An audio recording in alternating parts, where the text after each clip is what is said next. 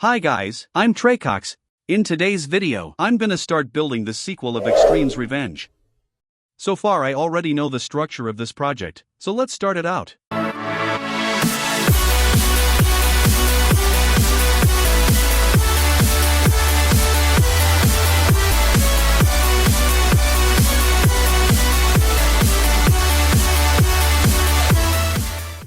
This level's name is gonna be Extreme's Devastation. In the past I already thought about other names like Extreme's Vengeance, but it's literally the same meaning of Extreme's Revenge.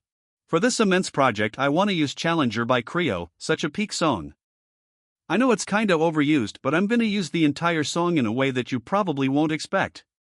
The first Extreme demon I'm gonna remake is Cobwebs. Luckily Cobwebs gameplay is easy to remake, it's not complex and kinda repetitive. I'm sure I'm gonna make it so fun to play. About the difficulty, this level could be harder than Verdant Landscape. If you already know about Cobwebs, it's mainly made up by the cube going down on one block thick structures, some orb timings, short straight flies, and overall, to be a list demon, and also the shortest extreme, it has a lot of hard timings, with 24 frame perfects of 60 frames per second.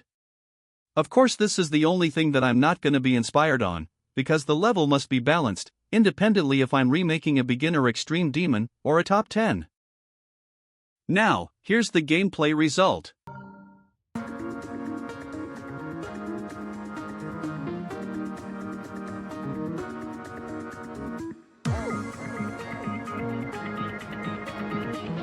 Now that I've finished the gameplay I want to start the decorations by making the spikes.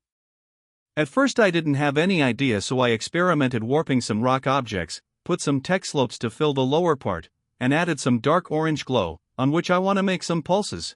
It looks fire in my opinion, but spamming the same spike everywhere can be boring, so I wanted to make a variation. For the block design I spent so much time trying to come up with something that could be mind-blowing, but I struggled with the brightness of the glow and the base objects.